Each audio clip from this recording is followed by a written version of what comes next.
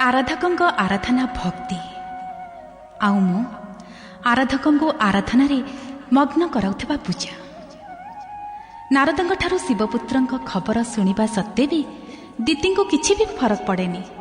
शुक्राचार्य को ताच्छल्य करी तारकासुर शिवपुत्र कार्तिकेय सह युद्धर निष्पत्ति निये। शुक्राचार्य आज्ञा दिति सहमति नहीं तारकासुर निज पत्नी शांबुकी पाखक जाए। मो स्वामी स्वयंभू सम्राट तारकासुर को ही एठिके आसीबाकू पड़िबो।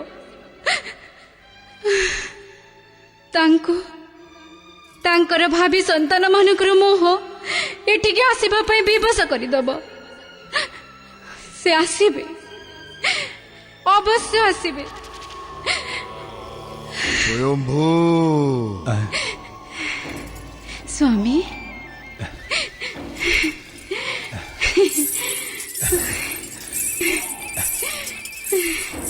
स्वामी स्वामी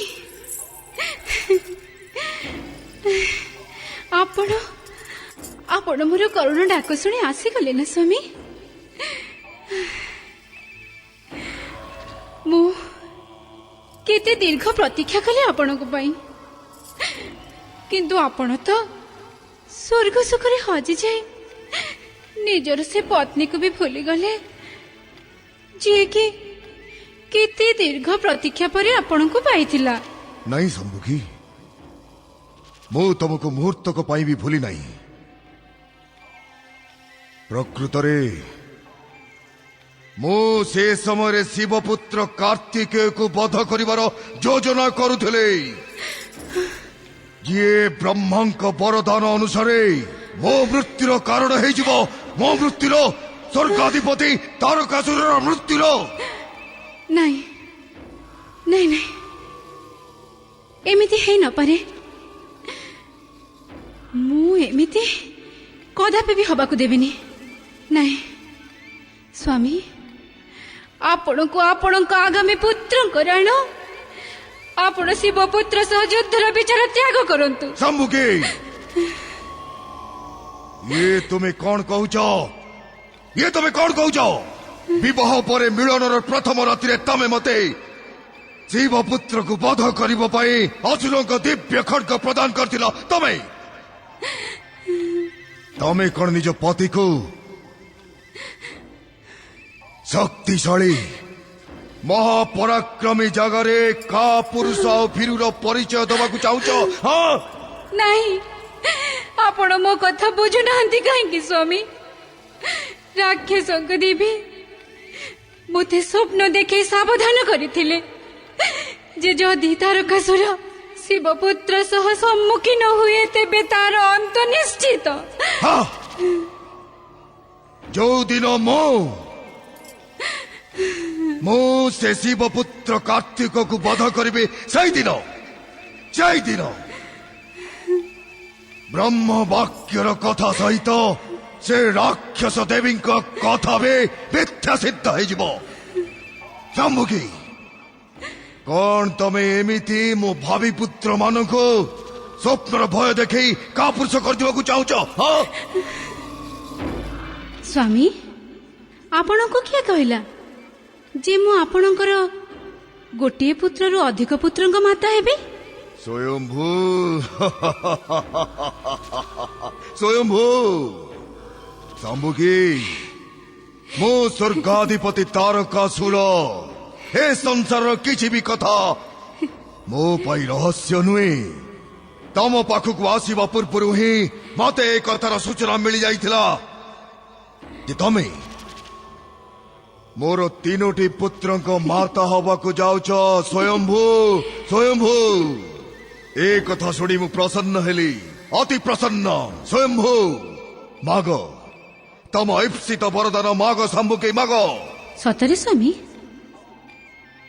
मु जहाँ भी वरदान मागिबी आपण ताहा मते देबे? शंभुकी, मो कथा उपरे संदेह करी तमे मते अपमानित करुछ। स्वर्गाधिपति तारकासुर अपमान माग, निजर ईप्सित वरदान माग। स्वामी, आपण ଶିବପୁତ୍ରଙ୍କ ସହ ଯୁଦ୍ଧର ନିଷ୍ପତ୍ତି ତ୍ୟାଗ କରନ୍ତୁ। ଆମ ସହିତ ଅସୁରଙ୍କ ପ୍ରଦତ୍ତ ରାଜ୍ୟ ପାତାଳରେ ଆସି ରୁହନ୍ତୁ। ସେଠି ଆମକୁ କାହା ପ୍ରତି କିଛି ଭୟ ବି ରହିବନି। ଆଉ ମୁଁ ମୋ ପୁତ୍ରମାନଙ୍କୁ ସେଠାକାର ନିର୍ଭୟ ପରିବେଶରେ ଜନ୍ମ ଦେବି। ସ୍ୱୟମ୍ଭୁ, ମୋ ପରାକ୍ରମକୁ ଆହ୍ୱାନ କରିବାର ଦୁଃସାହସ କେବେ ବି କର ନାହିଁ ସାମ୍ବକୀ, କର ନାହିଁ। ସେ କ୍ଷୀର ଖିଆ ବାଳକ ଶିବପୁତ୍ର କାର୍ତ୍ତିକେୟ ତ ମୋର ଗୋଟିଏ ପ୍ରହରରେ ଯମଲୋକରେ ପହଞ୍ଚିଯିବ। କିନ୍ତୁ ସ୍ୱାମୀ, ଏ କିନ୍ତୁ ପିନ୍ତୁର ବାହୁନା ବାହୁନିବା ଛାଡ଼ ସାମ୍ବକୀ। ଯଦି ଆଜି ମୁଁ ସେ ଶିବପୁତ୍ର କାର୍ତ୍ତିକେୟ ଆଉ ଦେବୀଙ୍କ ଆହ୍ୱାନକୁ ସ୍ୱୀକାର ନ କରେ, ତେବେ ଭବିଷ୍ୟତ ଅସୁର ଜାତିକୁ କା ପୁରୁଷ ଭୀରୁ କହିବାକୁ ସଂକୋଚ କରିବ ନାହିଁ। ମୋ କଥା ବୁଝିବାକୁ ଚେଷ୍ଟା କରନ୍ତୁ ସ୍ୱାମୀ। ତମେ କଣ ନିଜ ସ୍ୱାମୀକୁ କଳଙ୍କିତ କରିବାକୁ ଚାହୁଁଛ? ତମେ କଣ ନିଜ ସ୍ୱାମୀକୁ କଳଙ୍କିତ କରିବାକୁ ଚାହୁଁଛ? ନା ନା ସ୍ୱାମୀ। ସାମ୍ବକୀ, ଅସୁର ଜାତି ଆଉ ସ୍ୱୟମ୍ଭୁ ତାରକାସୁରର ଗୌରବ ସେତିକି ବେଳେ ସୁରକ୍ଷିତ ହବ ଯେତେବେଳେ ମୁଁ ନିଜେ ସେ ଶିବ ପୁତ୍ର କାର୍ତ୍ତିକେୟର ବଧ ନିଜର ହାତରେ କରିବି। ଏଇ ହାତରେ। ଏବେ ମୋ କଥା ଧ୍ୟାନ ଦେଇ ଶୁଣ ସାମ୍ବକୀ। ଯେତେବେଳେ ତମେ ମୋର ସମସ୍ତ ପୁତ୍ରଙ୍କ ମାତା ହବ, ମତେ ଆବାହନ କରିବ, ମୁଁ ଉପସ୍ଥିତ ହେଇଯିବି। ସ୍ୱୟମ୍ଭୁ, ସ୍ୱୟମ୍ଭୁ, ସ୍ୱାମୀ, ସ୍ୱୟମ୍ଭୁ। ସ୍ୱାମୀ, ସ୍ୱାମୀ। ଏ ଅସୁର ଶୋଭା ପାଉନି ପୁତ୍ରୀ। ନିଜ ପତିଙ୍କ ଆଶ୍ୱାସନା ଉପରେ ଭରସା ରଖ। ଅସୁର ଜାତିକୁ ସଫଳତାର ସର୍ବୋଚ୍ଚ ଶିଖରରେ ପହଞ୍ଚାଇବା ପାଇଁ ହିଁ ତାଙ୍କର ଜନ୍ମ ହୋଇଛି। ତାଙ୍କ ଉପରେ ଭରସା ରଖ ପୁତ୍ରୀ, ଭରସା ରଖ। କଣ ଭରସା କରିବି ପିତାଶ୍ରୀ? ସତ୍ୟ ହେଉଛି ସ୍ୱର୍ଗାଧିପତି ତାରକାସୁରଙ୍କ ପାଇଁ ମୁଁ ମନୁଷ୍ୟଙ୍କ ଅଭିଶପ୍ତ ପରମ୍ପରାକୁ ଭୋଗି ଆସୁଛି। ଅର୍ଥାତ୍ ମନୁଷ୍ୟ ଜାତିରେ ବିବାହ ପରେ ପରେ ନାରୀ କେବଳ ଜଣେ ପୁରୁଷର ହିଁ ରହିଥାଏ, କିନ୍ତୁ ଆମ ରାକ୍ଷସ ଜାତିରେ ଏମିତି କୌଣସି ପରମ୍ପରା ନାହିଁ ପିତାଶ୍ରୀ। ପୁତ୍ରୀ ସାମ୍ବକୀ, କଣ ପତିବ୍ରତା ଧର୍ମର ପାଳନ ଆଉ ସ୍ୱର୍ଗାଧିପତି ବରପ୍ରାପ୍ତ ଅସୁର ରାଜ ତାରକାସୁରଙ୍କ ସହ ବିବାହ କରି ତୁ ଦୁଃଖିତ? ଦୁଃଖର ତ ପ୍ରଶ୍ନ ହିଁ ଉଠୁନି ପିତାଶ୍ରୀ। ମୁଁ ଗର୍ବିତ ଯେ ମୋ ସ୍ୱର୍ଗାଧିପତି ତିନି ଲୋକର ସ୍ୱାମୀ ବରପ୍ରାପ୍ତ ତାରକାସୁରଙ୍କର ପତ୍ନୀ। କିନ୍ତୁ କଣ ପୁତ୍ରୀ? କିନ୍ତୁ ମୋତେ ଏମିତି ପ୍ରତୀତ ହେଉଛି ଯେ ମୋ ପତି ତାରକାସୁର ମୋ ଚିନ୍ତାଧାରା ଆଉ ମୋ ସମର୍ପଣ ଭାବର ସମ୍ମାନ କରୁନାହାନ୍ତି। ଇଏ ତୋର ଭ୍ରମ ପୁତ୍ରୀ। ଅସୁର ରାଜ ତୋତେ ହୃଦୟ ଦେଇ ଭଲ ପାଆନ୍ତି, ଆଉ ତୁ ଯେତେବେଳେ ତାଙ୍କ ମହାନ ପୁତ୍ରର ମାତା ହେବୁ, ସେତେବେଳେ ଏ ସ୍ନେହ ଆହୁରି ବଢ଼ିଯିବ। ପୁତ୍ରୀ ସାମ୍ବକୀ, ସ୍ୱୟମ୍ଭୁ ସମ୍ରାଟ ଅସୁରରାଜ ତାରକାସୁରଙ୍କ ସହ ବିବାହ କରିବାକୁ ଜିଦି ତୁମେ ହିଁ କରିଥିଲ। ଆମେ ସମସ୍ତେ ତମକୁ ବାରମ୍ବାର ଏ ବିଚାର ତ୍ୟାଗ ପାଇଁ ପରାମର୍ଶ ବି ଦେଇଥିଲୁ। କାକା, ଏହି ସମୟରେ ଏଇ କଥା କହିବାର କାରଣ ମୁଁ ଜାଣିପାରେ କି? ସେ କଥା ଉଠେଇବାର କାରଣ କେବଳ ଏତିକି ମାତ୍ର ପୁତ୍ରୀ, ଯେ ତମେ ନିଜ ଜିଦି ଯୋଗୁଁ ରାକ୍ଷସ ଜାତିର ଗୌରବର କେନ୍ଦ୍ରବିନ୍ଦୁ ପାଲଟି ଯାଇଛ। ସ୍ୱୟମ୍ଭୁ ସମ୍ରାଟ ତାରକାସୁରଙ୍କୁ ତମେ ବିବାହ କରି ଆମ ରାକ୍ଷସଙ୍କର ମୁଣ୍ଡ ଗର୍ବରେ ଉଚ୍ଚା କରିଦେଇଛ। ଏବେ ନିଜ ନିଷ୍ପତ୍ତି ପାଇଁ ପଶ୍ଚାତାପ କର ନାହିଁ। ମୁଁ ପଶ୍ଚାତାପ କରୁନାହିଁ କାକା। ତୁମ ଆଖିରୁ ଝରି ଆସୁଥିବା ଲୁହ ଏ କଥାର ପ୍ରମାଣ ଯେ ତୁମେ ନିଜ ନିଷ୍ପତ୍ତି ପାଇଁ ଅନୁତପ୍ତ। ନା କାକା, ନା, ଇଏ ଅନୁତାପର ଲୁହ ନୁହଁ। ଇଏ ତ ଦୁଃଖ ଆଉ ବିବଶତାର ଲୁହ। ଏ ଦୁଃଖ ବିବଶତା କଣ ପାଇଁ ପୁତ୍ରୀ? ପିତାଶ୍ରୀ, ଆପଣ ଏହା ଭଲ ଭାବେ ଜାଣିଛନ୍ତି ଯେ ଦୁଷ୍ଟ ଦେବତାମାନେ ମୋର ମହାନ ସ୍ୱାମୀଙ୍କ ବିରୁଦ୍ଧରେ ଭୟଙ୍କର ଷଡ଼ଯନ୍ତ୍ର ରଚନା କରିଛନ୍ତି। ମୁଁ ବର୍ତ୍ତମାନ ତାଙ୍କ ସେବା କରିବା ଏବଂ ତାଙ୍କୁ ସାହାଯ୍ୟ କରିବାର ଥିଲା, କିନ୍ତୁ ଗର୍ଭାବସ୍ଥା ପାଇଁ ମୁଁ ତାଙ୍କୁ ସ୍ୱର୍ଗକୁ ଯିବା ପାଇଁ ବି ନିବେଦନ କରିପାରିଲିନି। ଆଉ ପାତଳରେ ରହିବାର ମୋର ପ୍ରାର୍ଥନାକୁ ସେ ଆଡ଼େଇ ଦେଲେ। ପୁତ୍ରୀ, ତୋ ସ୍ୱାମୀଙ୍କ ପ୍ରତି ତୋର ଏ ମହାନ ବିଚାର ଶୁଣି ମୋ ହୃଦୟ ହର୍ଷ ଏବଂ ଆନନ୍ଦରେ ଉଲ୍ଲସିତ ହୋଇ ଉଠୁଛି। ନିଜର ବିଚାର ଅନୁସାରେ ତୋତେ 3 ଲୋକର ସ୍ୱାମୀ ସ୍ୱୟମ୍ଭୁ ତାରକେଶ୍ୱରଙ୍କ ଭଳି ମହାନ ପୁତ୍ରଙ୍କୁ ଜନ୍ମ ଦେବାକୁ ପଡ଼ିବ। ନିଜ ବିଚାର ଆଉ ସଂସ୍କାରରେ ନିଜର ପୁତ୍ରମାନଙ୍କୁ ସ୍ୱୟମ୍ଭୁ ସମ୍ରାଟଙ୍କଠୁ ବି ଅଧିକ ପରାକ୍ରମୀ ଏବଂ ମହାନ କରିବାକୁ ପଡ଼ିବ। ଆପଣ ନିଶ୍ଚିନ୍ତ ରୁହନ୍ତୁ ପିତାଶ୍ରୀ। ସମୟ ଆସିଲେ ମୋ ପୁତ୍ର ନିଜ ପିତାଙ୍କ ଭଳି ଅସୁର ଜାତିର ଧ୍ୱଜ ସଫଳତାର ଉଚ୍ଚ ଶିଖରକୁ ନେଇଯିବେ। 3 ଲୋକର ସାମ୍ରାଜ୍ଞୀ ଅସୁର ମହାରାଣୀ ଶାମ୍ଭୁକୀଙ୍କର ଓಂ ନମଃ ଶିବାୟ, ଓಂ ନମଃ ଶିବାୟ, ଓಂ ନମଃ ଶିବାୟ, ଓಂ ନମଃ ଶିବାୟ, ଓಂ ନମଃ ଶିବାୟ, ଓಂ ନମଃ ଶିବାୟ, ଓಂ ନମଃ ଶିବାୟ, ଓಂ ନମଃ ଶିବାୟ, ଓಂ ନମଃ ଶିବାୟ, ଓಂ ନମଃ ଶିବାୟ, ଓಂ ନମଃ ଶିବାୟ, ଓಂ ନମଃ ଶିବାୟ।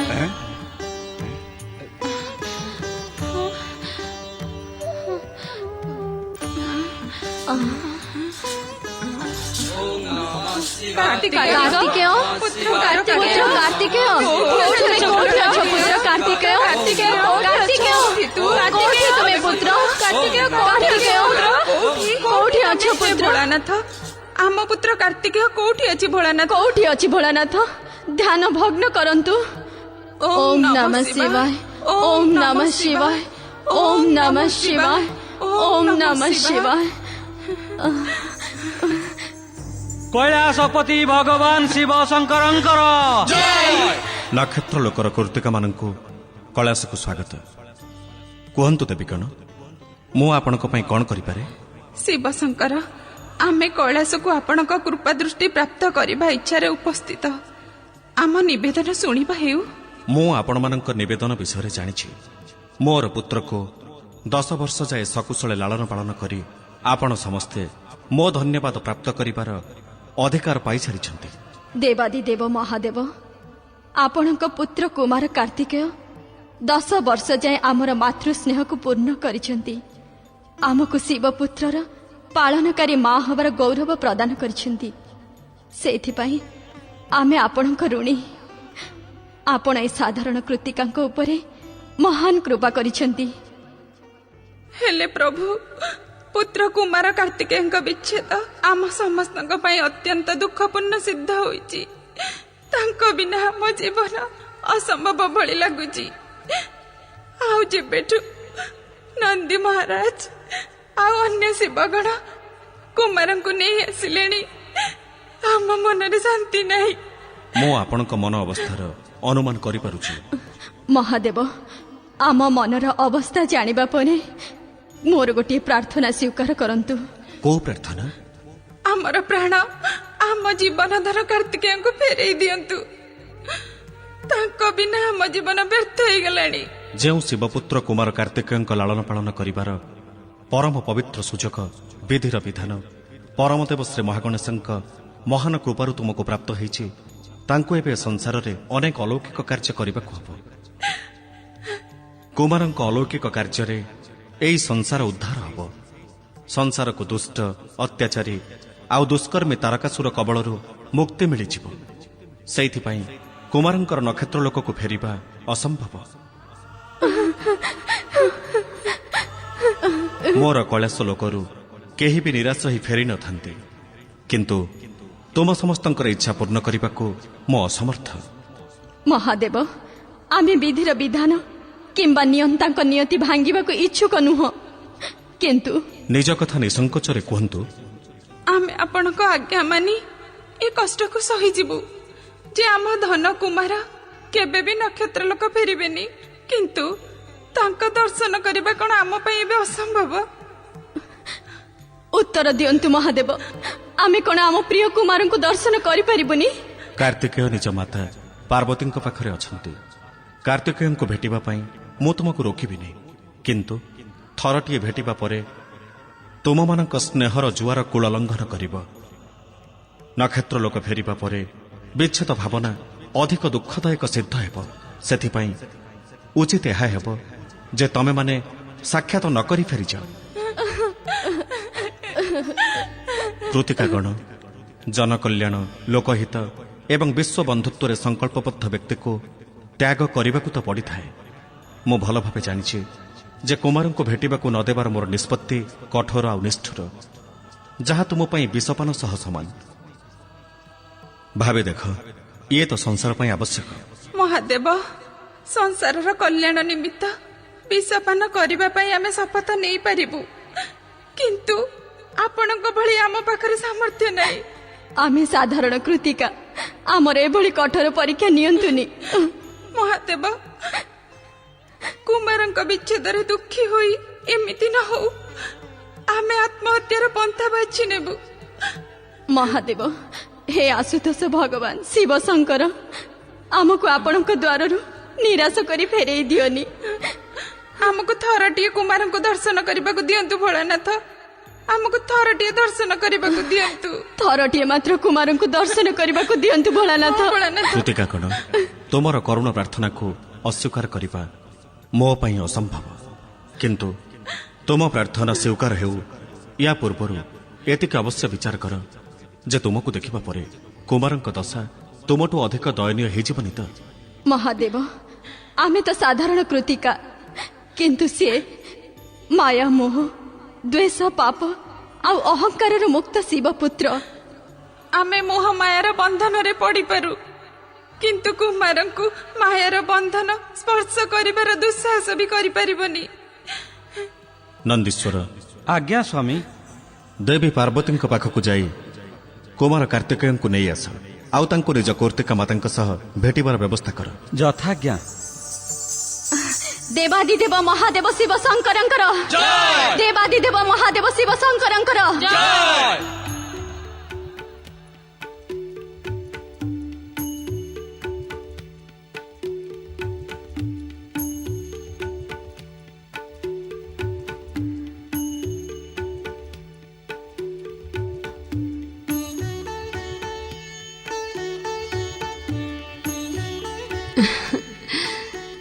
କାର୍ତ୍ତିକେୟ,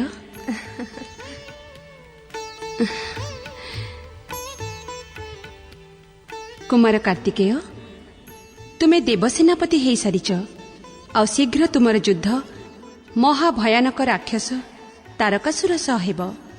ସେ ଯୁଦ୍ଧରେ ତୁମକୁ ସେ ଦୁଷ୍ଟକୁ ପରାସ୍ତ କରିବାକୁ ହେବ। ମୁଁ ଶକ୍ତି ପୁତ୍ର ମାତା, ଦେବାଦିଦେବ ମହାଦେବଙ୍କ କୃପା ଆଉ ଶକ୍ତିଙ୍କ ଆଶୀର୍ବାଦ ମୋ ଉପରେ ଅଛି। ସଂସାରର କୌଣସି ବି କାର୍ଯ୍ୟ ମୋ ପାଇଁ କଠିନ ନୁହଁ। ମାତା, କ'ଣ ଭାବୁଛ ପୁତ୍ର? ମାତା, ମୋତେ ତାରକାସୁରକୁ ବଧ କରି ଗୋଟିଏ ବଚନ ପୂର୍ଣ୍ଣ କରିବାର ଅଛି। କୋଉ ବଚନ ପୁତ୍ର?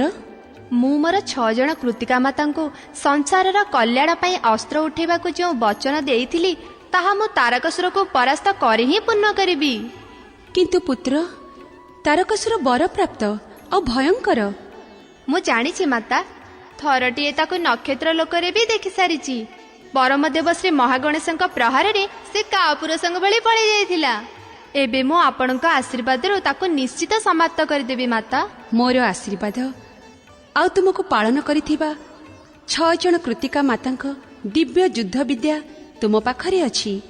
ମୋର ପୂର୍ଣ୍ଣ ବିଶ୍ୱାସ ପୁତ୍ର ଯେ ତୁମେ ଅବଶ୍ୟ ସେ ଯୁଦ୍ଧରେ ସଫଳ ହେବ। ଆପଣ ଜାଣିଛନ୍ତି ମାତା, ଯେତେବେଳେ ମୁଁ ନକ୍ଷତ୍ର ଲୋକରେ ଥିଲି, ମୋର ପାଳନ ପୋଷଣ କରୁଥିବା କୃତିକା ମାତା ମାନେ ମୋତେ କେମିତି ଶିକ୍ଷାଦାନ କରୁଥିଲେ? ମୁଁ ଜାଣିନି ପୁତ୍ର। ଆପଣ ଏମିତି କହୁଛନ୍ତି, ଏ ସଂସାରର ସବୁ ଘଟଣା ଭଲା ଶକ୍ତିଙ୍କୁ ଅଛପା ରହିବ କେମିତି? ନିୟନ୍ତଙ୍କ ନିୟତି କାରଣରୁ ତମ ଜନ୍ମର ଘଟଣା ବି ମୋତେ ଅଛପା ରହିଲା। ଆଉ ଯଦି ବି ଜାଣିଥାଏ, ତମ ମୁହଁରୁ ଶୁଣିବା ଲୋଭରେ ଅସତ୍ୟ କହିଦେଇଥାନ୍ତି। କୁହ ପୁତ୍ର, ଯେ କୃତିକା ମାତା ତମକୁ କେମିତି ଶିକ୍ଷା ଦେଉଥିଲେ? ମାତା, ସପ୍ତାହରେ 7 ଦିନ ରହିଛି ନା?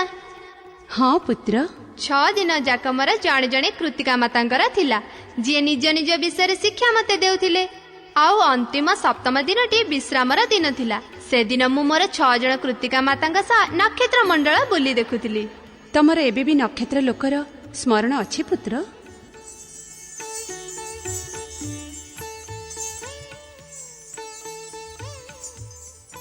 ପ୍ରଣାମ ମାତା।